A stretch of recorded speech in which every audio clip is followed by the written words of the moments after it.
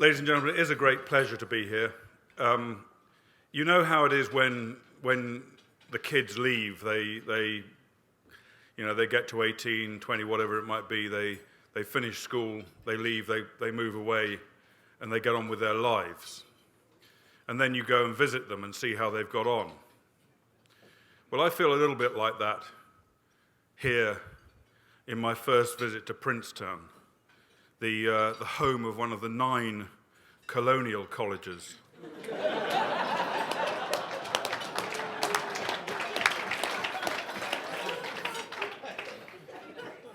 That we set up in the days when we used to own this place. But I think you, the kids, have done reasonably well. And Margaret Thatcher was once asked what was her proudest achievement in her lifetime. Margaret Thatcher did not say to be Britain's longest-serving Prime Minister. She did not say to have hurled the Argentinian dictator Galtieri out of the Falkland Islands, or to have stood foursquare behind President Ronald Reagan when he faced down the evil empire. Nor did she say to have supported President George H.W. Bush in his resolve to throw Saddam Hussein out of Kuwait in 1990, or to have tamed runaway inflation, or to have turned the country from being the sick man of Europe into one of the most prosperous, innovative, and vibrant nations on the continent. She did not mention any of these things. Astonishingly, ladies and gentlemen, Margaret Thatcher said that the proudest achievement in her lifetime occurred when she was 12 years old. Her older sister Muriel had a pen friend, a 17-year-old Austrian girl named Edith Mulbauer. And ladies and gentlemen, we're back now in 1938, and Edith was Jewish. Edith wrote to Margaret Thatcher's sister and asked for help getting out of the country. Margaret Thatcher, her sister Muriel, her parents and her friends set about raising funds to help Edith. And they got her out of Austria. She went to live in England and later came here to the United States. And Edith died a few years ago, a grandmother in Sao Paulo, Brazil. Before she died, Edith said that if Margaret Thatcher and her family had not intervened, and I quote, "I would have stayed in Vienna and they would have killed me." They would have killed Edith Mulbauer along with 65,000 others. I had the honor to meet Margaret Thatcher on a number of occasions, and I served in the British Army throughout her premiership. The regiment in which I served has completed more combat tours in Afghanistan than any other regiment in the British Army, fighting alongside our American allies, including regular soldiers from New Jersey and members of the New Jersey State National Guard. And it's fitting, ladies and gentlemen, during this week following Memorial Day, to mention the 151 brave servicemen and women from the state of New Jersey who made the supreme sacrifice, who gave everything they had and everything they would ever have, fighting for their country in Iraq and Afghanistan.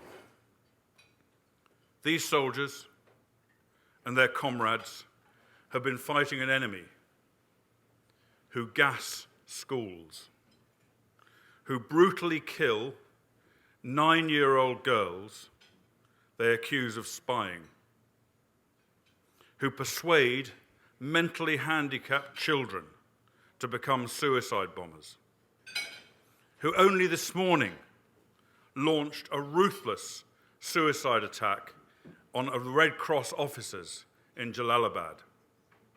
The Taliban, who carry out attacks against our troops from mosques, schools, civilian houses, who try to lure our soldiers to attack and kill innocent civilians for their own propaganda gain, who use human shields and who hide behind the civilian population when mounting their attacks. Do these tactics remind you of any other situation or of any other terrorist groups? These are exactly the same tactics as used by Hezbollah in Lebanon and Hamas and their jihadist bedfellows in Gaza, repeatedly and deliberately against Israel and the Israeli Defense Forces.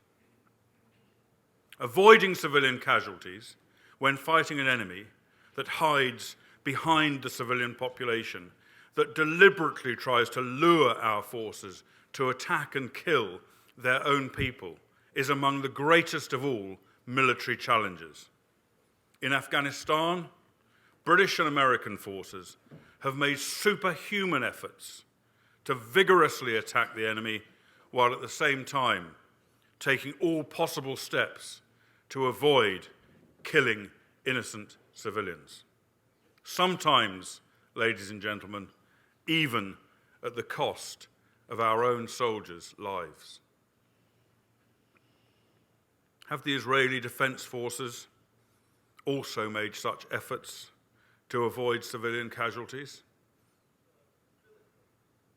On the 20th of November last year, during Operation Pillar of Defense in Gaza, the UN Secretary General himself said, and I quote, "While Israeli rockets may be aimed at military targets inside Gaza, they kill and injure civilians and damage civilian infrastructure. The loss of civilian lives is unacceptable under any circumstances. This excessive use of force by Israel is unlawful and must be rejected." On the same day, the UN High Commissioner for Human Rights said, and again I quote, "IDF attacks affecting schools and religious sites, as well as the reported targeting of homes and media outlets, raise serious concerns about Israel's commitment to its obligation under international human rights and humanitarian law." How dare these people so casually make such vile accusations against Israel? I was in Israel throughout Operation Pillar of Defense. I saw for myself what was happening, and I can tell you now, I saw an army that was utterly determined to protect its own people, and just as determined to protect the lives of Palestinian civilians. I was in Ashkelon, Ashdod, and Sderot when Palestinian missiles hit those cities, and I saw the fear on the faces of the people who have lived for so long under Hamas's indiscriminate reign of terror.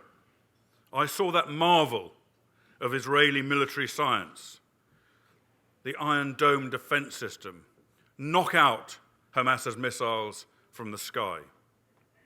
I was in Tel Aviv when missiles were fired at that city. And in November, I saw firsthand what was going on in Gaza as well. I spoke to Israeli pilots and commanders. I saw the steps that they were taking to minimize civilian casualties. Critical in precision targeting, as you will all understand, is high-grade, accurate intelligence, gained with painstaking care and skill, gained often at great cost, including sometimes the cost of an Israeli agent's life. Phone calls, emails, text messages were sent to civilians in or near target positions that the IDF were planning to hit, warning them to leave. Leaflet drops, even the use of specially developed, harmless missiles fired at target buildings in time to warn those inside to leave before they were struck by the real thing. Pilots had authority to wave off an air attack if they thought it posed an unnecessary risk. Without fail, every pilot for every mission had to designate 2 targets for each attack. The first was the enemy position that he wanted to hit. The second was a confirmed safe area that he could divert the missile to, even up to the last moment, if he saw civilians in or near his target area. Throughout Operation Pillar of Defense, every single strike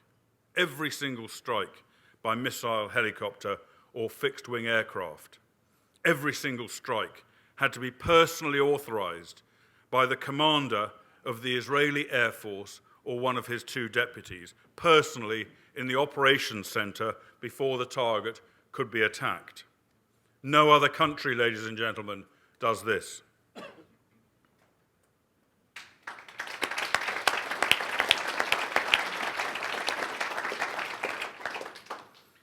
Of course, your own country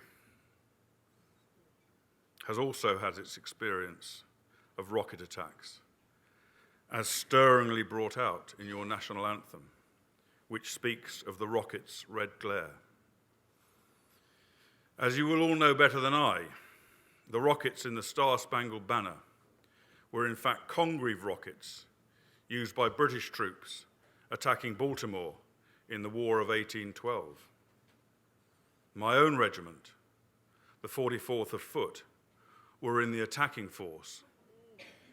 And if there are any in the audience still concerned by this unethical use of extreme weapons of war, please accept my apologies.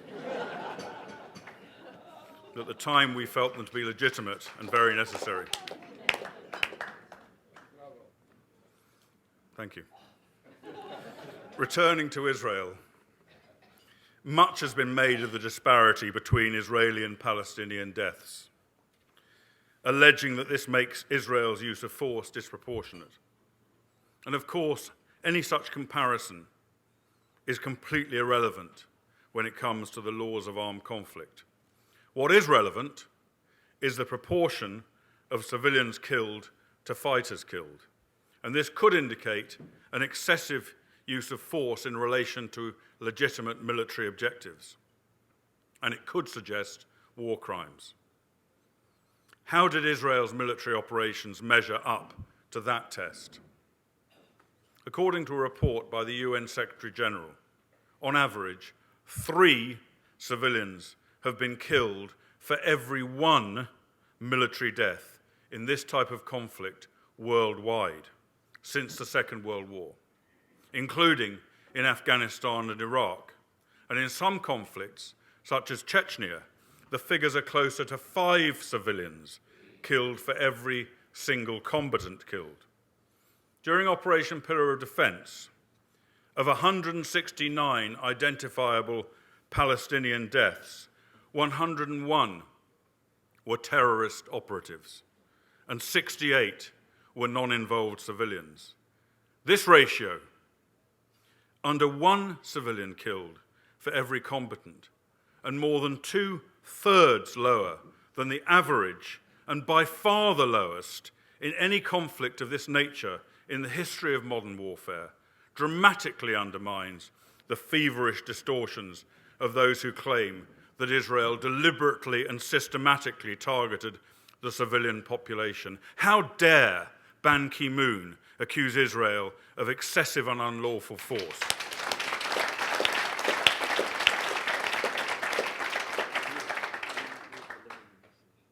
And perhaps, ladies and gentlemen, some, perhaps all, of these civilian lives might have been saved had Ban Ki-moon taken heed of 20 separate letters sent to him by the Israeli government during 2012.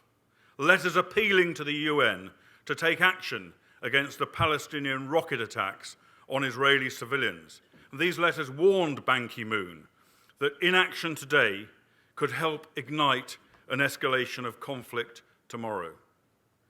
Yet despite over 800 rocket attacks against Israel in 2012, And despite these 20 letters, Ban Ki-moon and the Security Council took no action and did not even speak out once against this terrorist onslaught.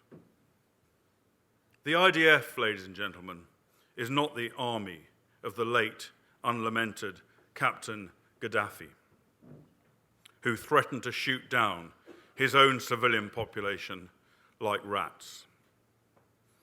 I should explain before I go on why I refer to that ex-tyrant as Captain Gaddafi and not what he's normally called, which is Colonel Gaddafi. Ladies and gentlemen, I am a colonel, and as was explained earlier, the only colonel in the room. Maybe, maybe not. But anyway, Gaddafi was never a colonel. Gaddafi was a captain. Gaddafi promoted himself to colonel when he seized power in Libya. And I don't really like to be associated with the likes of Gaddafi, so I always call him by his proper rank.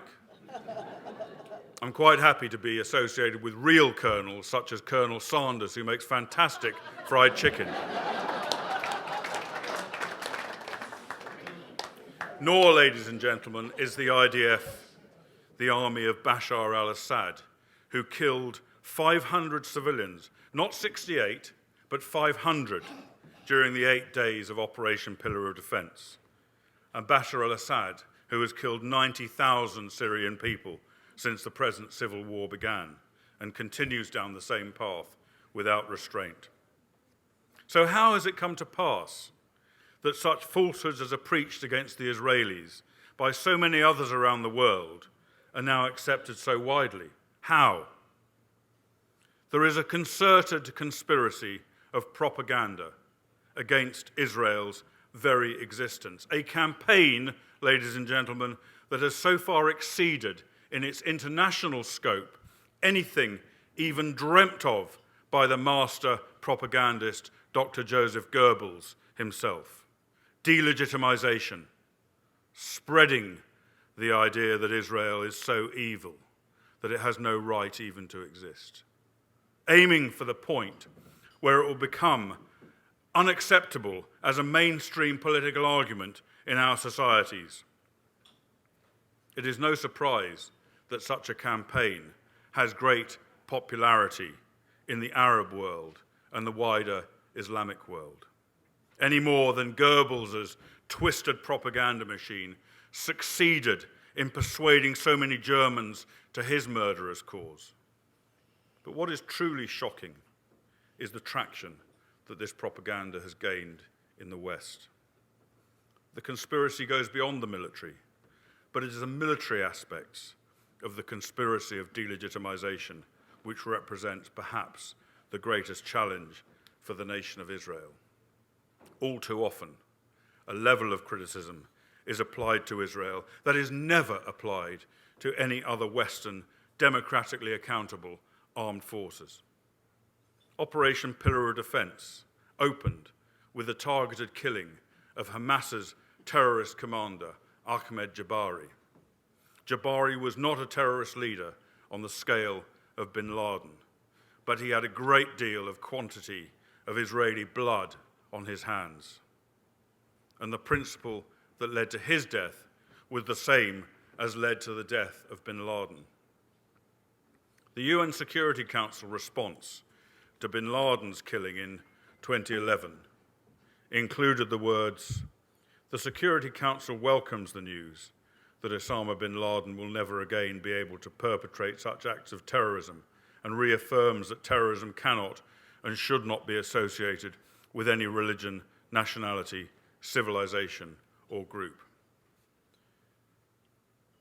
On the other hand, one UN General Assembly committee condemned Jabari's death as extrajudicial killing inadmissible under international law.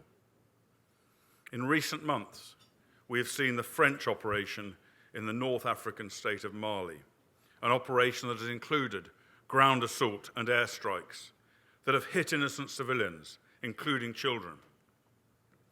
The operation in Mali has been given the unanimous support of the United Nations Security Council. Contrast that with the words of UN Secretary General Ban Ki-moon on the 20th of November last year, when he strongly cautioned Israel against a ground operation in Gaza. Similar warnings were given also by other European leaders, some of whom at the time were giving active support to the French ground operation in Mali. Don't get me wrong, ladies and gentlemen. I hate to support the French, but I do support and agree with the French operation in Mali, which is essential to denying al-Qaeda terrorists a launch pad for attacks in the region. And as the French Premier pointed out, against France and Europe. But Mali is 2,000 kilometers from France. How far is Gaza from Israel? Ladies and gentlemen, these two examples alone are part of a much wider pattern of double standards against Israeli military operations and forces as compared to those of other Western democratic states. Last year, in 2012, the UN General Assembly adopted a total of 22 resolutions singling out Israel for criticism in one form or another.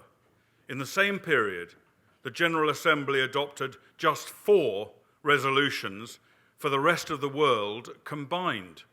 These remaining 4 were Syria, Iran, North Korea, and Burma. It is, of course, quite right that Israel's actions should be scrutinized and indeed criticized by international bodies, as well as by Israel's own democratically accountable national institutions. But only, ladies and gentlemen, to the same extent as the actions of the British, American, and other Western armed forces are scrutinized. Israel is the only country in the world that has its right to exist constantly challenged. I, for one, would never argue that Israel has a right to exist.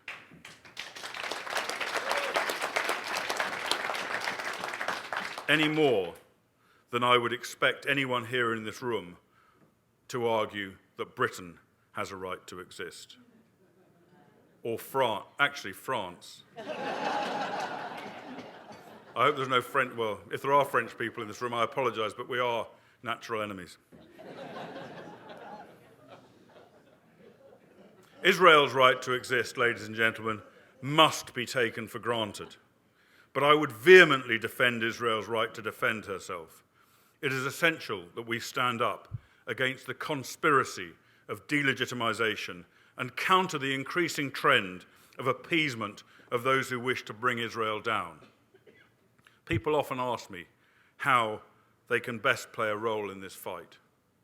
Well, nobody in this room tonight needs to ask that question, because you've already found the best way to fight for Israel's cause and the cause of Jewish people around the world. The extraordinary work of the AJC is vitally important, both here in the US and across the globe.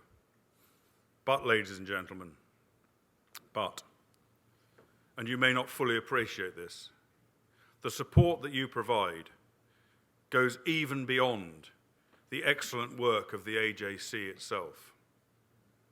Tonight, as we're sitting here in this room enjoying this wonderful meal, many brave IDF soldiers, including many hundreds from the United States of America serving with the IDF, are risking their lives to protect the Jewish state.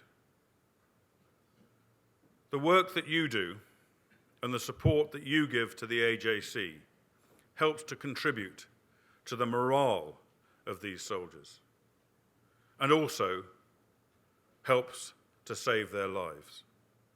Just knowing that they have such strong support from overseas, from people who may never even have been to Israel, perhaps from people 5,000 miles away on the other side of the world in New Jersey, gives a boost to these soldiers' morale that is beyond measurable value. And by garnering support for Israel here at home in the United States, and especially among countries around the world, such as the mighty Republic of India, the second most populous country in the world, you are helping to send a message to Israel's enemies, a message of solidarity